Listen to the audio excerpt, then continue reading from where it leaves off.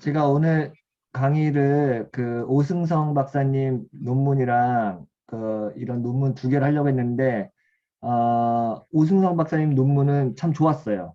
그래서 그 논문 보시면 굉장히 도움이 많이 될 것 같고 정리를 잘 하신 것 같아요. 제가 오승성 박사님 논문 몇 개 봤거든요. 근데 굉장히 제 나름대로는 되게 높이 평가하는 실력자시더라고요. 굉장히 글도 뭐 지금 논문만 한 30개 넘게 쓰신 젊은 분이신데도 굉장히 열정적으로 하시고 하시는데 이게 잘 안 풀려가지고 강의를 잘 못 하시는데, 아무튼 뭐 훌륭한 분이신 것 같고. 근데 이제 그거보다 지금 저희가 이 영어 논문을 하는 게 조금 더 도움이 되실 것 같아서, 좀 시간도 그렇게 많지는 않아서 이거를 그냥 위주로 하고 시간 나오면 오승영 박사님 것도 뭐 언급하는 게 여러분한테 좀 도움이 되지 않을까 그런 생각이 드네요. 이 발음하기 좀 어려운데 뭐 제이코 드라이어랑 어, 헨리 뭐 피에터스 둘 다 이제 남아공 어, 남아프리카 공화국의 이제 신학자예요. 뭐 유니사라고 하는 대학의 신학자인데, 남아프리카 공화국은 의외로 공공신학 굉장히 많이 해요. 그래서 한 지난 그 1900년대 후반부터 제가 책에도 쓰긴 했지만 남아공, 그러니까 해방신학이 크게 두 개인데 아프리카 해방신학하고 남미 해방신학이 있거든요. 근데 아프리카 해방신학은 훨씬 더 신학적이에요. 제가 이렇게 말하면 좀 그렇긴 한데, 남미 해방신학은 어떤 그 경제적인 불평등에 대한 굉장히 비판으로 이제 사회과학적으로 만들어진 해방신학이고, 남아프리카 공화국은 조금 더 달라요. 그래서 이제 그 아프리카 남부 지방에서 특히 이제 해방신학이 발달했고, 거기 중심부가 사실 남아공이었거든요. 남아공에서 굉장히 해방신학 많이 했는데, 민주화가 일어난 이후에 이 해방신학 계속 할 거냐, 아니면 어떻게 전이될 거냐, 이거 고민 굉장히 많이 했어요. 그게 1994년 이후에요. 그래서 넬슨 만델레가 정권 잡고 난 이후에 남아공은 이 신학자들이 완전 그 대 어떤 개혁이 일어나요. 그래서 이제 공공신학으로 확 바꾸는 전환기가 일어나고, 물론 여전히 이제 해방신학의 유효성을 강조하는 신학자들도 굉장히 많고요. 근데 굉장히 이제 남아공에서 이제 공공신학 많이 전환되기 때문에 거기서는 뭐 성서학이나 조이신학, 뭐 실천신학, 특히 실천신학에서 엄청 많이 하고 있습니다. 그래서 남아공은 굉장히 공공신학에 굉장히 중요한 역할을 하고 있고, 거기서 이제 나온 글 중에 하나인데요. Religion in the Public Sphere라고 해서 공론장에서의 종교, 그리고 공공신학은 하버마스의 최신 저자에서 무엇을 배웠어. 이것도 두 분 다 실천신학 교수예요. 네, 실천신학 교수들이 이런 것들 작업을 많이 한다. 이런 걸 일단 알려드리고요.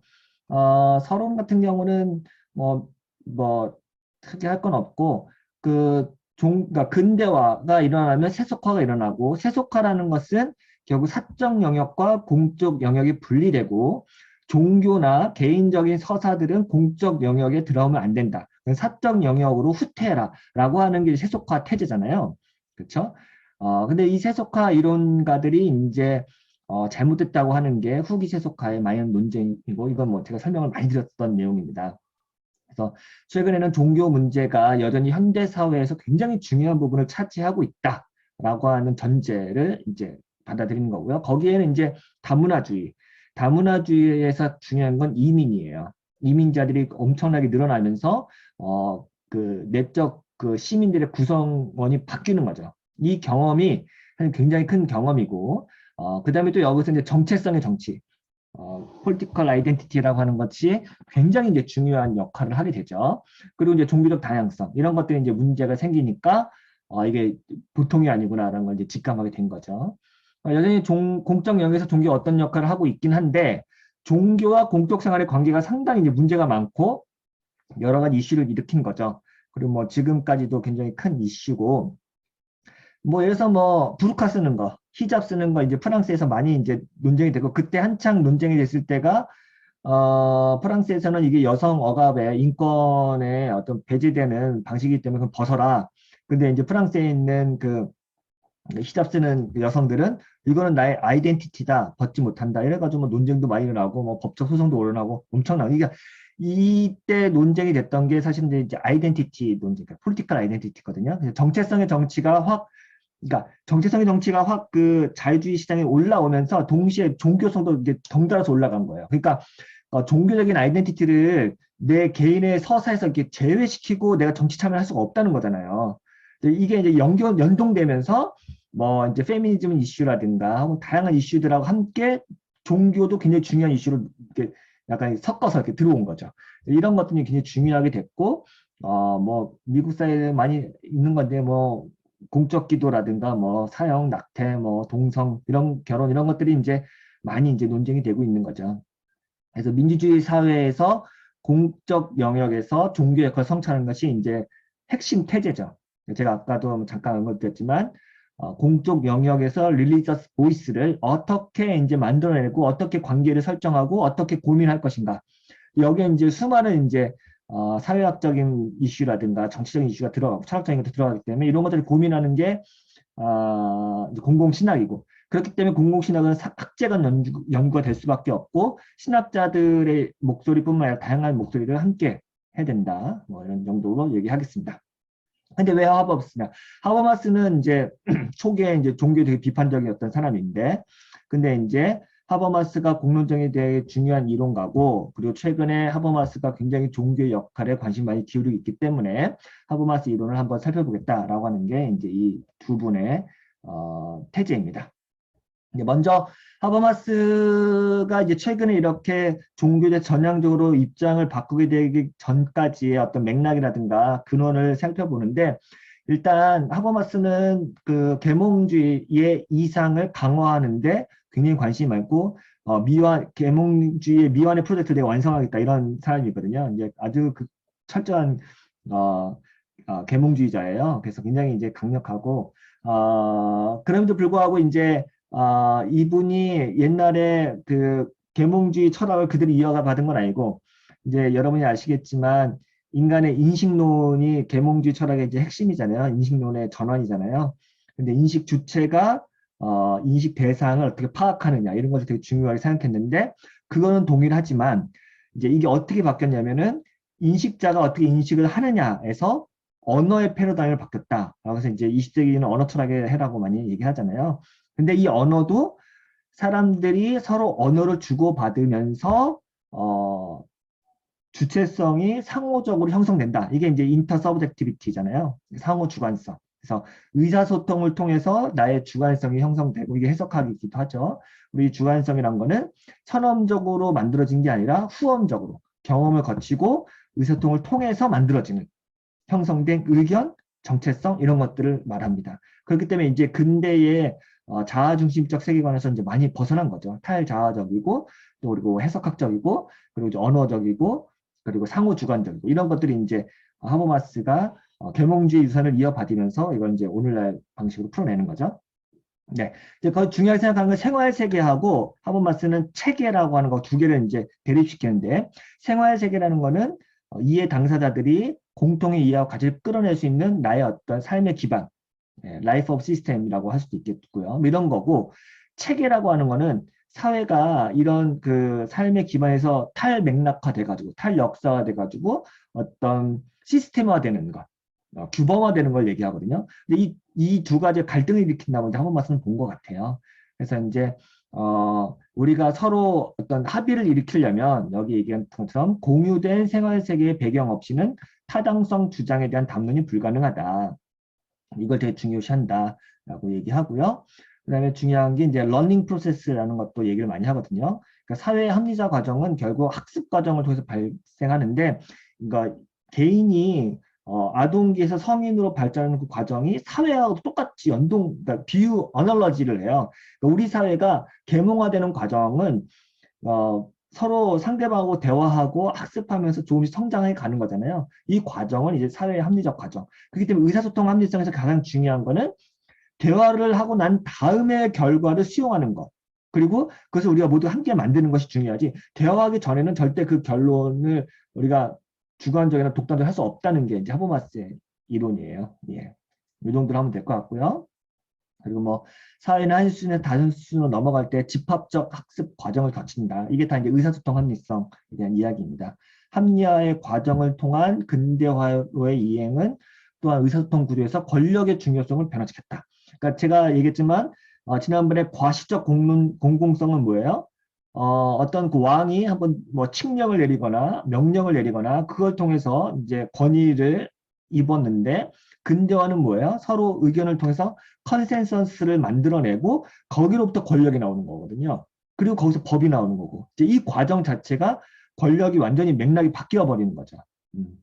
그래서 의사소통 합리성은 권력에서 해방되고 이것이 이제 유럽 사회의 세속화를 가져왔고 왕을 이제 없애는 그런 과정이 나온 거죠. 근데 이제 하버마스가 얘기했던 거는 우리가 쭉 살펴봤지만 그 시스템이라고 하는 것, 체계라고 하는 것에 의해서 이한 식민화의 그러니까 그래서 경제라든가 정치라는 것이 원래 그 공론장이 갖고 있는 사회적 맥락을 잠식시켜 버리는 거죠. 삼켜버리는 거죠. 그래서 이 시스템이 뭔가 사람들이 어떤 공적인 어떤 공론장을 잠식시켜서 이게 완전히 위험에 처했다. 이게 이제 하버마스 이제 마지막에 이제 비관적인 결론이잖아요. 네, 이런 것들에 대해서 이야기를 이제 정리를 했고요. 근데 이제 21세기 초에 하버마스는 공적 영역에서 종교의 역할에 대한 자신의 입장을 상당히 극적으로 수정한 것처럼 보여요. 그래서 이제 이런 변화들이 이제 학자들의 굉장한 관심과 주목을 받게 됐습니다. 그래서 이 논문을 보시면 제가 영어 논문 드렸잖아요. 그 영어 논문 뒤에 보면 레퍼런스를 뭐 공부하실 분들은 참고하시면 좋을 것 같아요. 굉장히 최근에 하버마스 종교이론에 대한 논문이 엄청 많이 있고요. 그 자료가. 국내에는 아직까지 이 하버마스 후기 사상에 대한 종교 이해에 대한 논문이 거의 없어요. 참 아쉽기도 하고, 저도 이제 관심 갖고 공부해야 될 만한 주제라고 생각하고요. 굉장히 공부할 만하다고 생각합니다. 이런 이제 하버마스의 관심은 역시 9.11 테러, 에서 있었고, 그 인간의 복제윤리에 대한 어떤 비판, 그러니까 생명에 대한 경시를 종교가 나름 완화할 수 있다. 종교가 나름의 대안이 될 수 있다고 한 게 인간 본성의 미래라는 책이 있고요. 그리고 라틴과 추기경과 함께 대화한 그 대화라는 책이 있어요. 2007년에 나왔고. 그 다음에 나온 게 이게 이제 자연주의와 종교 사이, Between Naturalism and Reason이라는 영어책으로 번역되기도 했고, 이거 뭐 나오는데 이거는 이제 그동안 2000년도 이후에 하버마스가 공론장에서 종교에 대한 아티클을 다 모아놓은 그 책이에요. 그래서 굉장히 중요한 책이고요. 어, 저도 이제 PDF로 보고 있는데 굉장히 좋은 내용이 많이 있습니다. 중요한 내용이. 그래서 이제 9.11 테러로 이제 근본주의 종교의 공적 등장이 사실은 뭐 중동과 미국의 논쟁이 아니에요. 그냥 5만 가지 전 세계에 펼쳐진 거고 우리나라도 마찬가지죠. 우리나라도 기어코 이제 정광훈이라고 하는 종교 근본주의, 극단주의적인 우파의 어떤 경향이 우리나라 스타일대로 이제 분출된 거잖아요. 근데 이게 이제 이런 종교 우파의 근본주의적인 성향을 가진 종교 우파들이 정치권의 전면으로 드러난 거는 전 세계적인 현상이라고 하더라고요. 이게 굉장히 중요한 현상이고 이제 이거는 결국에 세속화와 이제 근본적인 동전의 양면잖아요. 마티가 말한 것처럼 완전히 세속화가 강력하게 드라이브를 걸면 갈수록 근본적인 그만큼 더 세게 갈 수밖에 없기 때문에 이제 이게 동전의 양면이고 우리 지금 현대 사회가 그렇다라고 하는 거는 이제 많은 사회학자들이 이야기하는 거죠. 뭐 하버마스가 공론장에서의 종교에 관심을 갖게 된 거는 몇 가지 얘기를 하는데 아까 이제 생명 경시에 대한 오늘날 생명공학의 위험성에서 종교가 역할할 수 있다 이런 것도 있고 그리고 소련 붕괴 이후에 경제적 정치적 변화가 문화적 종교적 유산에 대한 새로운 경험을 낳았다. 그래서 이제 갑자기 이제 다양한 그 종교로 말미암은 갈등이 이제 심화되고 있고 그러니까 이거는 이제 현상이에요. 그러니까 종교로 말미암아 겪게 되는 엄청난 그 복잡한 사회적 갈등들이 이제 드러났고 아까 얘기했던 것처럼 이거를 이제 종교 빼고 해결하자는 게 말이 안 된다는 거고 두 번째는 이제 아까 했지만 이민, 이주 이게 인구 변화가 아주 강력하게 나오면서 이게 사실은 이제 다문화주의라고 하는 것 그리고 다종교 상황이라고 하는 것 우리나라는 그나마 지금 와서나 조금 겪고 있지만 이거는 서구 사회에서도 굉장히 큰 충격이었던 거예요. 그러니까 포스트 크리스텐덤 논의도 지금 캐나다나 미국에서도 많이 하고 있는 호주도 많이 하고 있는 이유가 물론 예전부터 다문화 국가였고 캐나다는 특히 더 다문화 국가죠. 그런데도 불구하고 이게 좀처럼 서구 사회에서 엄청나게 자기네가 그래도 백인들의 나라인데 지금은 이제 백인들이 막 더 엄청난 지분을 막 빼앗기고 있다고 생각하니까 이제 불안하기 시작한 거잖아요. 그러니까 막 이슬람이 엄청나게 막 들어오고 있는 것 같고 이러니까 이제 본인들이 이제 그 특히 기독교는 더 이제 소수로 계속 밀려나고 있구나 이런 위기감 때문에 사실은 훨씬 더 지금 이런 문제에 대해서 발끈하면서 이제 얘기할 수밖에 없었던 것이죠. 네. 이제 하버마스가 이제 최근 견해는 어떤 거 있나 뭐 쭉 살펴보면은 뭐 내용이 많은데 이제 어렵진 않습니다. 그래서 좀 몇 가지 하는데요. 이제 이 저자는 이제 공적 영역에서 종교의 역할에 대한 하버마스의 어떤 새로운 관점이 그가 옛날에 얘기했던 과거하고 이제 단절된 게 아니다. 사실은 계속해서 그 논조를 이어가고 있다라고 얘기를 해요. 그래서 이제 하버마스는 종교 자체에 그러니까 종교에 관심이 훅 들어온 게 아니라 종교의 정치적 역할에 관심이 있는 거죠. 그죠? 그래서 이제 의사소통 합리성에 따라서 그는 주로 종교의 인지적 잠재력, 그리고 입헌 민주주의와 민주적 시민 정신에 대한 종교의 기여에 관심이 있다. 라고 얘기합니다. 이게 굉장히 중요한데요. 예를 들어서 인지적 잠재력이란 말은 뭐냐면은 여기 자세히 안 나서 의미론적 제가 제 책에 이 내용 자세히 썼는데 종교는 어떤 의미론적 함량을 갖고 있다. 그러니까 현대 사회에서 우리 사회가 세속화되고 뭔가 문제를 풀어내는데 의미를 찾으려고 하는 그 현대인들에게 굉장히 목적론적이고 그리고 의미를 발견할 수 있는 굉장히 엄청난 자원을 갖고 있다라고 얘기를 해요. 그게 이제 잠재력이고요. 두 번째, 입헌적 민주주의라는 것도 왜 중요하냐면 사람들이 법을 만들 때 굉장히 합리적인 토론을 통해서 법까지 이게 끌고 가는 굉장히 규범적인 추진력이 있다고 생각했거든요. 근데 이제 하버마스 한 발 물러난 건 뭐냐면은 이 법 자체를 그 상정하는 데는 굉장한 이제 공적성이 필요하지만 그 전 단계에서는 굉장한 사람들의 다양한 의견들이 다원적으로 그리고 혹은 공적이지 않은 이성까지도 포함해서 엄청나게 이제 논쟁은 일어나야 된다. 그래서 이거를 위크 퍼블릭이라고 하고요. 그러니까 법을 만드는 건 스트롱 퍼블릭이에요. 이건 이제 구분해요. 이 글에는 이게 이 사람들이 쓰지 않는데 다른 글에 보면 이런 게 많이 나오거든요. 위크 퍼블릭에서는 여기는 이제 말이 되건 안 되건 혹은 합리적이건 비합리적 이런 것들이 오만 가지가 함께 논의되는 과정. 여기는 종교적인 목소리도 얼마든지 들어올 수 있고 또 다양한 자신의 어떤 그 정체성들이 들어올 수 있는 건데 그래서 이것들이 함께 여기서 공론장에 만들어지고 이거를 이제 수렴시켜 가지고 스트롱 퍼블릭에서는 이제 법을 만드는 거죠. 근데 그 이제 하버마스나 롤스나 비슷해요. 이 스트롱 퍼블릭에서는 철저하게 합리적인 의사소통과 공적 이성이 필요하다고 얘기를 해요. 여기서까지 이제 정념이라든가 감정이 섞이면 안 된다고 얘기하는 거죠. 이걸 이제 이중으로 나눴기 때문에 또 비판받기도 하긴 하지만 이런 부분에서는 나름 이제 합리적으로 저는 피해 간 거라고 생각하고요. 그래서 그런 의미에서 종교가 입헌 민주주의에도 어느 정도 영향을 끼칠 수 있다. 그리고 어느 정도 좋은 어떤 그 발언자, 대화의 파트너가 될 수 있다고 말하는 거예요. 그래서 이제 종교도 얼마든지 그 법을 만드는데 기여를 할 수 있고 민주적인 시민 정신에 종교가 기여할 수 있다라고 말하는 겁니다. 그러니까 옛날에 이것까지도 안 됐던 거죠. 근데 이제 이것까지 이제 넓게 포용력을 갖게 된 거고요. 이제 그러니까 이게 이제 하버마스는 합리화에 대한 그의 견해의 어떤 연속성에 있는 거예요. 그래서 종교에 대한 그의 새로운 관점은 정치적인 것이다. 라고 하는 거. 그래서 실제로 이제 하버마스가 종교에 관심은 있지만 전혀 종교적이지는 않습니다. 개인적인 삶이라든가 이런 것들 그런 얘기는 하더라고요. 하버마스가 자신의 사상에 담긴 두 가지 뿌리에 대해서 말하면서 뭐 이렇게 얘기를 했어요. 뭐 이성적인 의사소통의 공간에서 공론장을 평생 고민해 왔습니다. 사실 공적 공간, 담론, 디스코스, 리즌, 이성이라는 이 세 가지 개념이 학자로서 나의 삶에 가장 중요한 어떤 테마였다라고 이야기를 합니다. 두 가지 공론장을 구분하는데 첫째는 public sphere as publicity, 그러니까 공개성으로서의 뭐 공공성으로서의 이제 공론장인데 여기서 중요한 거는 visuality, 가시성이다. 미디어의 영역이고 또 나름 유명 인사나 스포츠 스타의 세계다 이렇게 설명을 하더라고요. 근데 하버마스는 어떤 인간, 사람, 인격을 통해서 공론장이 공개되는 것을 비판하는 거죠. 오히려 반대로 합리적인 의사소통 교환이 일어나는 것이 공론장이다. 라고 이야기를 합니다. 그래서 여기 보니까 이제 스포트라이트는 사람이 아니라 의견에 있다.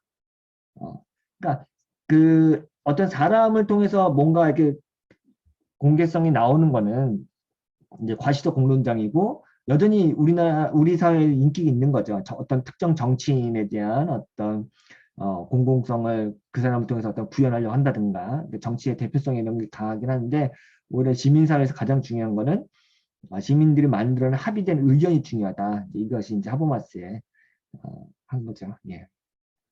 그래서 이제 하버마스는 그 의견을 형성하는데 종교가 함께 대화의 파트너로 얼마든지 낄 수 있고 긍정적인 기여를 할 수 있다면 오케이. 그건 좋은 공로다 이렇게 얘기를 하는 것 같아요. 공통령에서 종교에 대한 하버마스의 관심은 현상으로서의 종교가 아니라 종교가 여론과 대중의 의지를 형성하는 데 기여할 수 있다는 점, 뭐 이런 것들 얘기하고 하버마스에서 공론장에서 참여는 정치 과정과 제도, 특히 입헌 국가의 관점에서 이루어진다라고 이야기를 합니다. 네. 뭐 많이 이제 얘기하는 거 트랜슬레이션 임퍼레티브인가 뭐 예, 명령 번역 명령 이렇게 얘기하는데 하버마스는 이제 항상 종교가 이제 옛날에는 그러니까 종교가 도덕성의 중요한 원천이다 라고 하는 거를 옛날에는 이제 하버마스가 그렇게 인정하진 않았죠. 예.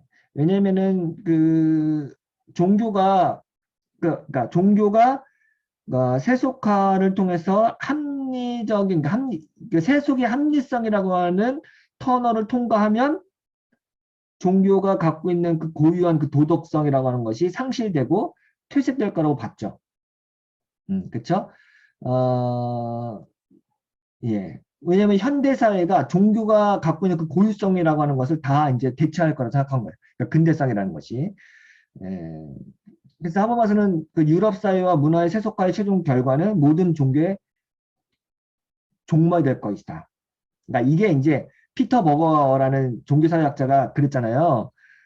세속화냐 탈세속화냐라는 책도 그렇고 본인이 1960년대에 그 종교사회학자들이 그 세속화 태제에 엄청나게 열광적이어가지고 이제 종교는 없어질 거라고 이제 막 호언장담하고 자기도 그랬다. 40년이 지나고 난 지금 나는 그 당시에 세속화 태제를 이제 포기한다. 완전 바꿨다. 그래서 탈세속화 논의를 또 앞장서서 얘기하잖아요. 그러니까 이게 하나의 센세이션이었어요. 그러니까 서구 사회에서도 1960년대 이후에 세속화 태제가 엄청나게 인기를 끄고 난 다음에 야 이게 합리화되고 사람들이 이제 모두 다 계몽화되면 종교를 더 이상 믿을 이유가 없다고 생각했던 거고 종교는 자연 소멸될 거라고 생각했던 거죠.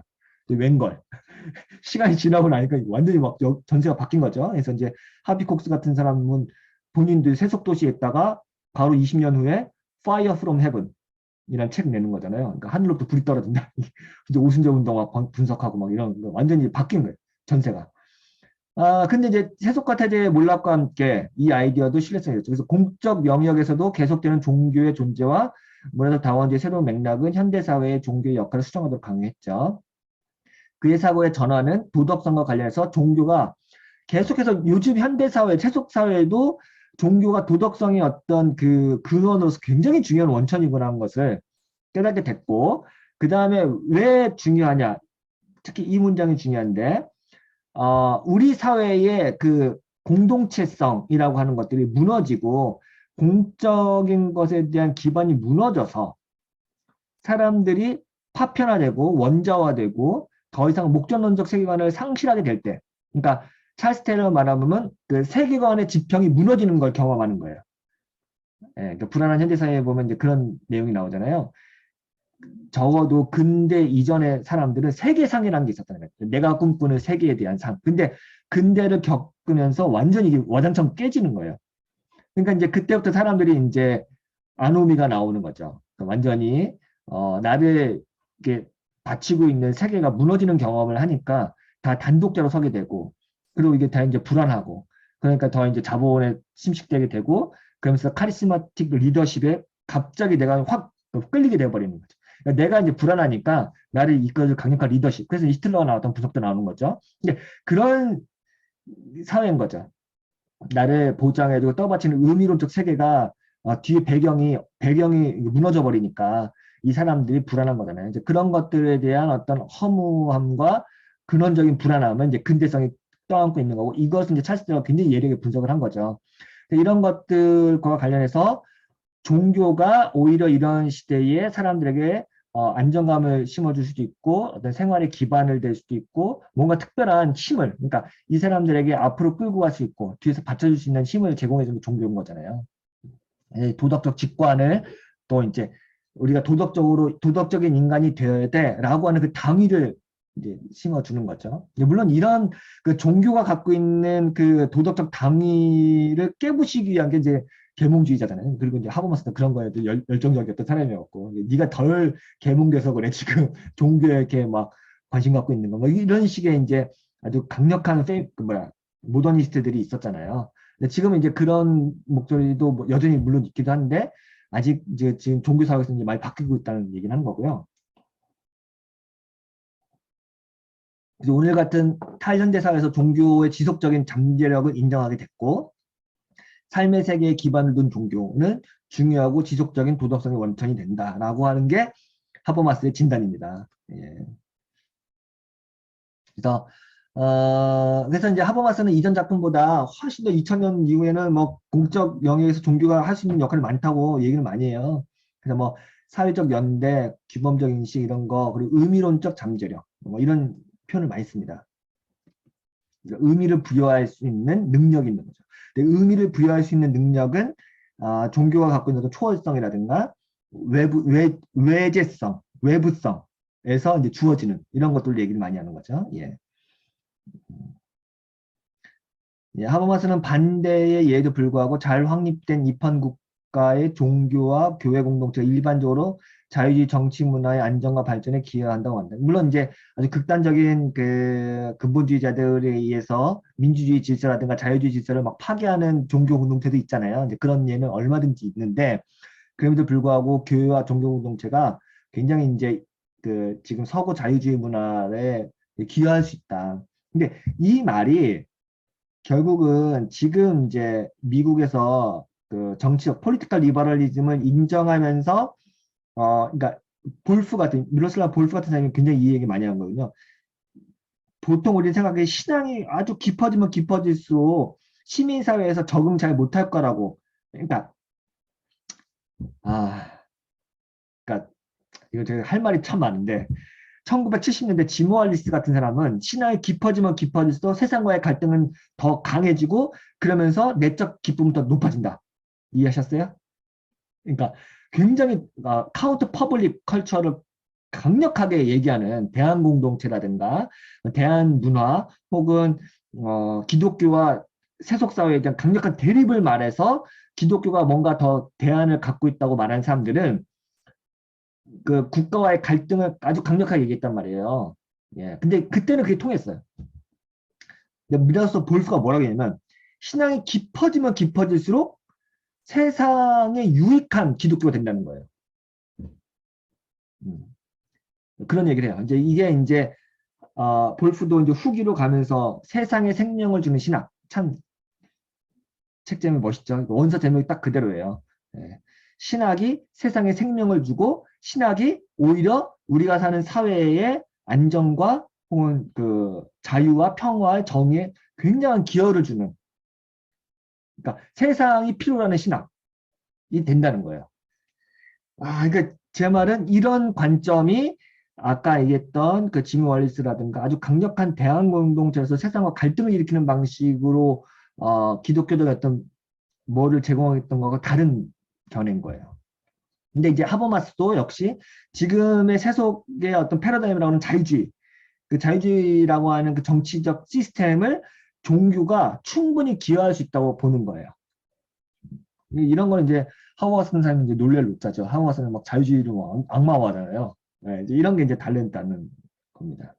음. 근데 이제 그렇다고 해서 이제 종교가 날 것 그대로의 종교가 민주주의와 입헌주의와 자유주의에 기여하냐 그건 아니에요. 네, 여기서 이제 가장 첨예한 갈등이 일어나는 것 같아요. 하버마스는 어떤 조건이 충족되는 경우에만 종교가 공론장에서 의견과 의지 형성에 참여하도록 허용된다고 말해요. 그건 바로 번역이에요.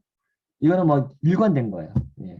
그래서 가장 중요한 거는 종교 의식이 자유주의적이고 탈세속적인 사회의 인지적 도전에 맞도록 변형되어야 돼요. 예. 그러니까 나쁘게 말하면 타협이고, 좋게 말하면 조정이고, 어쩌면은 번역의 과정이고, 그 언어, 그러니까 자유주의의 문법에 충실된다. 그러니까 이거를 이제 하우아스는 이제 비판하는 거죠. 이거 타협이다. 그러니까 자유주의가 만드는 그 정의라고 하는 공정이라고 하는 다양한 어떤 그 담론의 문법 있잖아요. 거기에 왜 기독교가 휘둘리고 지배를 받냐. 그거 아니다라고 얘기하면서 이제 대한담론으로 평화담론 만드는 건데 여기서는 이제 그 담론을 충실히 따를 때 종교도 가능하다. 그러니까 결국은 종교가 이제 종교가 자유주의화 된다고 볼 수도 있겠어요. 근데 이 부분은 맞아. 또 볼프가 이걸 또 기가 막히게 얘기해요. 볼프는 자유주의에서 말하는 그 시민적 덕목 있죠. 시빅 버처. 이게 기독교하고 똑같다고 얘기해요. 그러니까 똑같다기보다는 기독교가 굉장히 잘할 수 있다고 해요. 그러니까 기독교가 신앙이 깊어지면 깊어질수록 다시 한번 자유민주주의가 얘기하는 그 시민적 덕목하고 일치한다고 봐요. 이제 이게 이제 여기서 이제 많이 갈리는 것 같아요. 근데 하버마스는 일단 종교가 해석에 대한 독점과 삶 전체를 형성하는 주장을 포기해야 된다고 하니까 요런 부분은 이제 논란이 있을 수 있겠죠. 그러니까 역시 이제 볼프도 기독교의 공적 참여의 첫 번째 전제, 다원주의를 인정하라. 다원주의를 인정한다는 건 뭐예요? 내 목소리는 여기에 소수에 불과하고 여러 가지 중에 하나라는 걸 불과하다. 이거 내 뜻대로 안 될 수 있다. 이게 다원주의예요. 근데 제가 말할 때 공공신학이라든가 여러 가지 면에서 이거 첫 번째 전제, 다원주의 인정하는 게 정말 어려워요. 왜냐면 기독교는 지금까지 진리담론이었어요. 이게 진리면은 이거를 왜 타협해? 그리고 이걸 언제든지 관철시켜야지. 그 담론이 하나님 나라 담론하고 연결되어 있어요. 하나님 나라 이 땅에 실현시키겠다는 사람은 어쩔 수 없이 유사 크리스텐덤으로 간다고 봐요. 그리고 그것이 진리이기 때문에. 근데 현대사회에서 다원주의를 인정하는 순간 해석의 독점권 내려야 되고 기독교라고 하는 삶의 태도가 삶의 전체를 형성한다는 걸 주장 포기해야 돼요. 이거 할 수 있겠어요?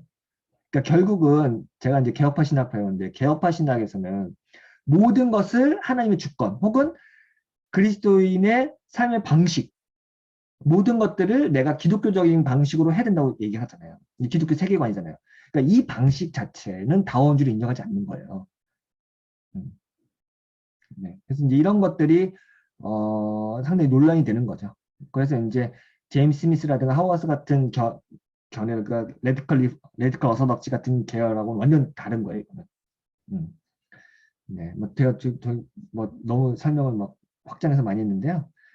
예, 그들은 종교적 관점에서 공론장에 참여하기 전에 특정 인지 조건, 이거는 이제 세속화라든가 아까 이제 의사소통 합리성에 대한 그 조건, 그리고 그에 상응하는 태도를 제시해야 되고 거기에 맞춰야 되는 거고요.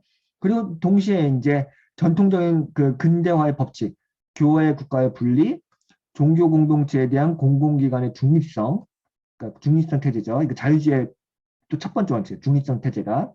그리고 이성의 공적 사용, 퍼블릭 리슨, use of public reason, 이게 중요하죠. 이거를 이게 문법이에요.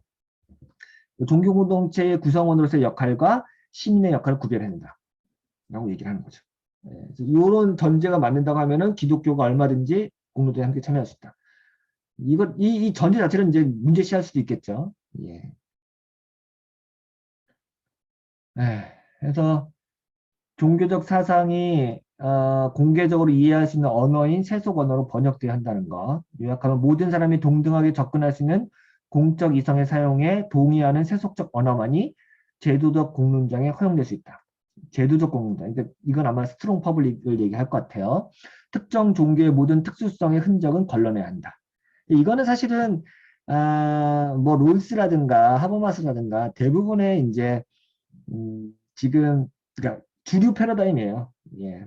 근데 이거에 대해서 어떻게 이제 딴지를 걸 거냐, 이 기준을 얼마만큼 완화할 거냐, 이걸 재해석할 거냐, 이런 것이 지금 제일 많이 논쟁하고 있는 부분 중에 하나입니다.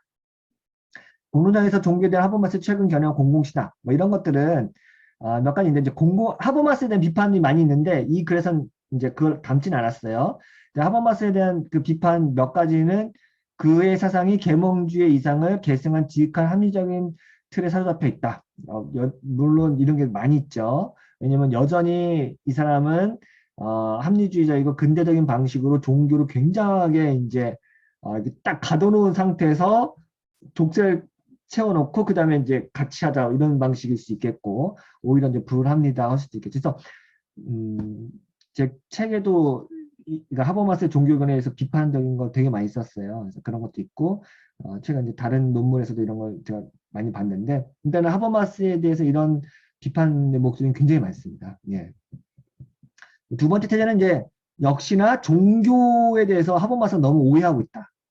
그러니까 종교라는 것이 엄청난 그러니까 그 합리성이라고 하는 것만으로 종교를 가지고 가려고 하면 사실은 뭐 날려버릴 게 너무 종교라는 게 뭐 물론 합리성이라고 하는 것도 굉장히 중요한 역할을 하긴 하지만 그런 게 아니잖아요. 종교가 갖고 있는 엄청난 그 말 그대로 하버마스도 말하는 것처럼 의미적 자원이 많은데 그걸 다 날려버리는 거거든요. 그럼 이러면 뭐 종교가 뭐 특별히 할 게 있을까? 하는 생각할 수도 있겠죠. 그래서 이게 이제 종교에 대한 매우 얇은 관점이다. 라고 하는 거고, 이런 점에서 이제 월저라든가 테일러 같은 게 두꺼운 관점, 혹은 뭐 클리퍼트 기어츠 이런 사람들이 많이 얘기하는 거죠. 의미론적 두께. 그러니까 어떤 전통이라든가 혹은 가치라든가 종교가 갖고 있는 굉장한 의미론적 두께가 있는데 이것을 다 삭제한 다음에 공론장에 참여라고 하는 거는 공정한 게임도 아니고 뭐 그렇게 할 수도 없다. 그거는 또 그리고 서로에게 도움이 되는 것도 아니다. 라고 얘기하는 거죠. 그러니까 종교가 갖고 있는 아주 고유한 독특성이 있잖아요. 각 종교마다. 그걸 갖고 공론장에 들어가야 공론장도 유익하다. 왜냐면 이런 낯선 목소리를 듣기 위해서 공론장이 존재하는 건데 합리성이라고 하는 어떤 테두리 안에서만 이야기 게임의 규칙을 하라고 하면 이게 뭐 공정한 것도 아니고 그래봐야 별로 배울 거 없다. 니들이 말하는 그 학습 우리 낯선 전통으로부터 계속 자극을 받고 그것이 유입이 돼야 그러니까 세속 도시에서 세속 사회에서 유대교라고 하는 기독교라고 하는 굉장히 고유한 그 전통과 어떤 의미론적 자원들이 있을까 이거를 가지고 왔을 때 자기들도 나름의 어떤 인터랙션이 있는 건데 그거 다 제거해 버리고 오라고 하면 이건 말이 안 별로 좋지 않잖아요. 그리고 이제 그것 자체도 기독교인들이라든가 종교들도 그렇게 다 삭제한 방식으로 공론에 참여해 봤자 그게 뭐 의미 있어요? 별로 없다. 그래서 이런 것들은 비판이 이제 찰스 테일러가 롤스 비판할 때 원초적 입장하고 무지의 배의 비판을 때 굉장히 많이 했던 내용이고 이거를 그대로 이제 종교 공동체도 똑같이 이제 그런 걸 논의를 갖고 오고 있어요. 예. 뭐 그럼에도 불구하고 하버마스의 견해가 공공신학에 기여할 게 많다라고 하면서 이제 마무리를 짓고 있거든요. 그래서 이제 뭐 의사소통 합리성의 중요성 그리고 생활세계와 사회적 연대 이런 거 중요하다 좀 얘기하고요. 세계관을 독점하려는 종교적 주장은 안 된다. 그래서 이런 다원주의에 대한 인정 이런 것들 중요하다 얘기하고 음, 예. 번역의 명령은 되게 중요한 거죠. 이 번역은 공공신학에서 가장 중요하게 다루는 거거든요. 그래서 이게 공공신학의 첫 번째 태제예요. 예. 세상과 소통하기 위해서 우리의 언어를 바꿔야 된다. 너무 굉장히 많이 너무 식상한 내용이긴 하죠. 그래서 이런 것들은 이제 중요하게 생각하는 거니까 하버마스 되게 중요하게 얘기했다는 거고 공적 토론에서 종교에 대한 하버마스의 개방성 이런 것들도 이제 확실히 긍정적이고 많이 하고 있죠. 그래서 이제 뭐 그 번역 명령이라고 했던 거요.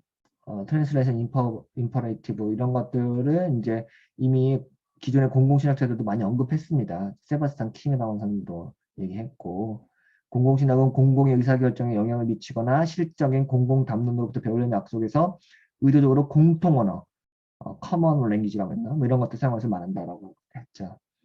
다 뭐 이런 얘기는 뭐 많이 합니다.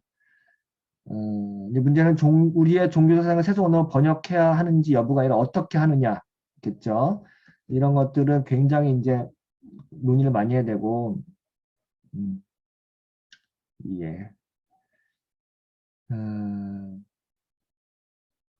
네, 뭐 이 정도 하죠. 예. 그래서 굉장히 중요한 내용을 그래도 많이 배울 게 있다는 얘기로 이야기를 끝내고 있습니다. 이렇게 하고요. 제가 오승성 박사님 논문도 재밌게 읽었는데, 그거는 그래도 한글로 된 거니까 여러분들이 꼭 읽으셨으면 좋겠어요. 저 많이 배웠어요, 의외로. 그래서 여러분들이 도움이 많이 될 것 같으니까 그것도 참고해 주시면 좋을 것 같습니다. 네, 오늘 강의는 조금 일찍 끝냈는데, 이 정도로 하고 이야기 내도록 하겠습니다.